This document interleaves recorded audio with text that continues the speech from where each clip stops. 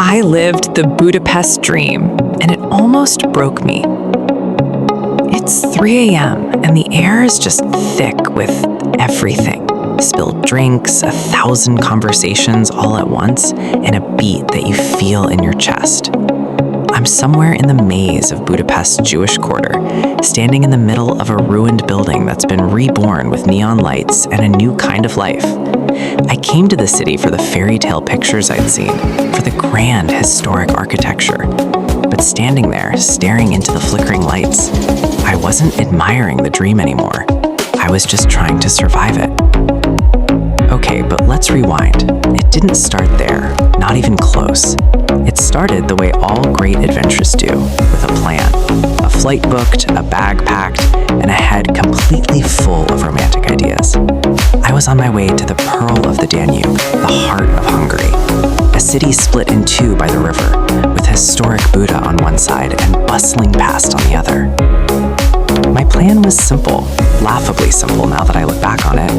I'd spend a few days seeing the big sights, Fisherman's Bastion, the Parliament building, maybe take a dip in one of those famous thermal baths. I was going to be an efficient, organized tourist, eat some goulash, take pretty photos, and fly home with a nice little album of memories.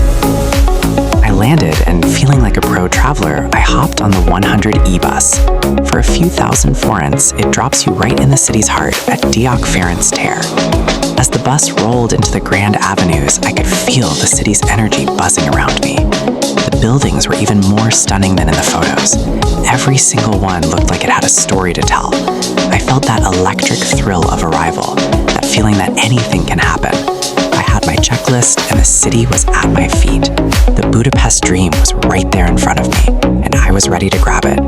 I just had no idea that in a few days, the city would be grabbing me instead. The Fairy Tale of Buda. First morning, I decided to go straight for the fairy tale. That meant crossing the river to Buda. If Pest is the city's loud, beating heart, Buda is its quiet, ancient soul. I started climbing Castle Hill, and with every step up the cobblestone streets, the city noise just melted away. And then I saw it, Fisherman's Bastion. It's one of those places that looks photoshopped even when you're standing right there. 7 brilliant white turrets for the 7 Magyar tribes that founded Hungary, cutting into the morning sky. I walked through the arches, and the entire city of Pest just opened up below me, with the Hungarian Parliament building perfectly framed across the water. This was the postcard, the exact moment you travel thousands of miles for. This was the dream I'd signed up for. But the dream was just getting started.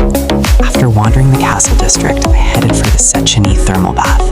Walking into this massive neo-Baroque palace built for soaking in water felt completely surreal. I sank into the warm, mineral-rich outdoor pool as steam rose up into the cool air.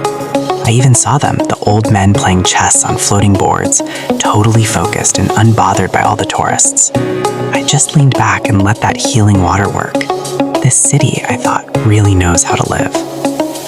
And right there, floating in water that's been healing people for a century, my simple little plan started to feel, small. This city wasn't a checklist, it was an experience, and I decided I wanted all of it, everything it had to offer. The whirlwind of Pest.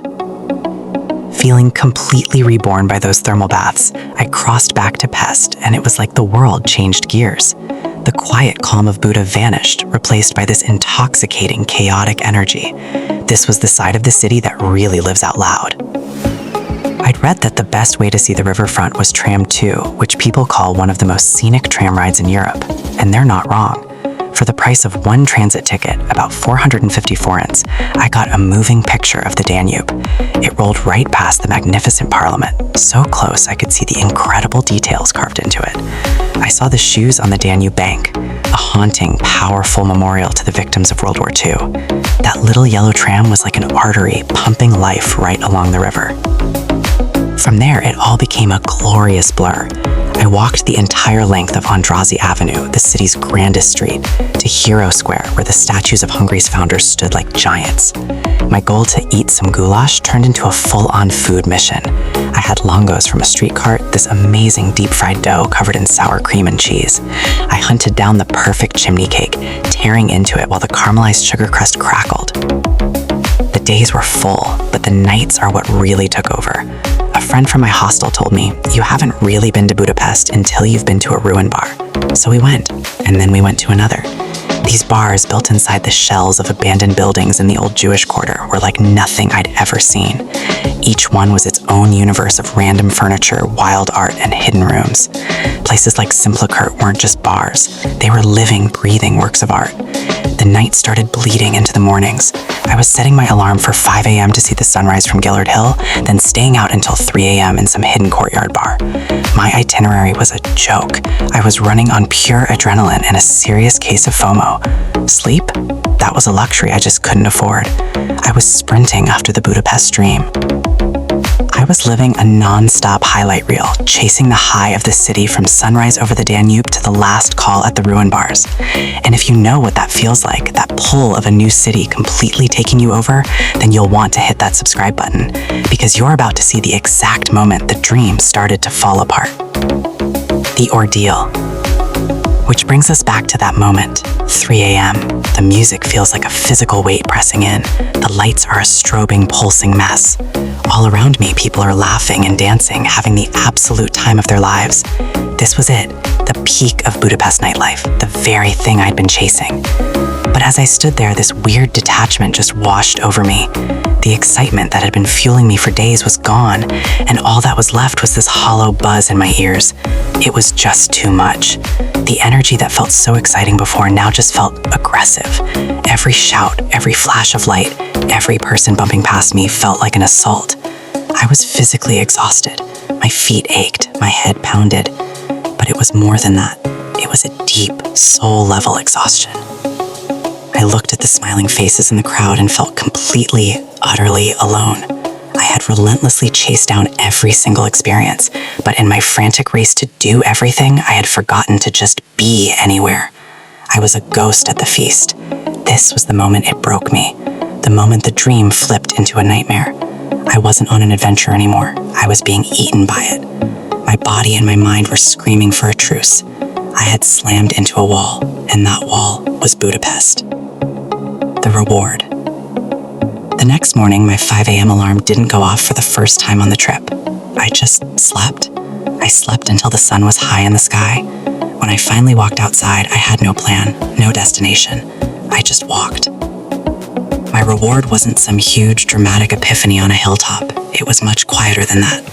I found a tiny, nameless cafe, far away from the main tourist drags. I ordered a coffee and just sat there for an hour, watching the world go by. I didn't take a single picture. I didn't check a map. I just breathed. Later, I ended up back at the Danube and came across the shoes on the Danube Memorial again. Only this time, I wasn't rushing past it on my way to the next thing. I stopped. I really looked at the iron shoes, men's, women's, children's, left at the water's edge. And I finally let myself feel the weight of that spot, the deep sadness and the history baked into the pavement. That was the real breakthrough. I finally got it. The real Budapest Dream isn't a frantic, sleepless highlight reel.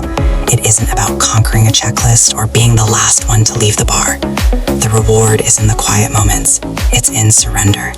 It was realizing that the city's magic shows up not when you're hunting it down, but when you finally let it find you. The dream wasn't about consuming the city, it was about connecting with it. My last day in Budapest was completely different. I still used the Budapest Go app, but not to pack my schedule. I used it to plan a simple, gentle journey. I went back to Fisherman's Bastion, not for the photo, but for the feeling. I rode tram 2 one last time, not as a tourist attraction, but just to watch the city drift by. Looking out over the Danube as the sun set, putting a golden glow on the Parliament building, I finally understood.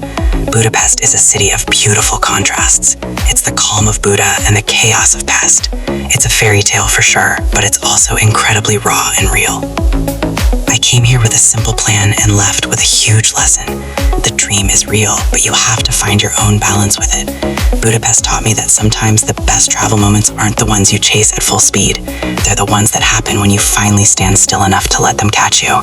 The city almost broke me, but in the end, it built me back into a better traveler. So, has a city ever pushed you to your absolute limit? Let me know in the comments. And if you're planning your own adventure, subscribe for more stories about finding the real heart of a place.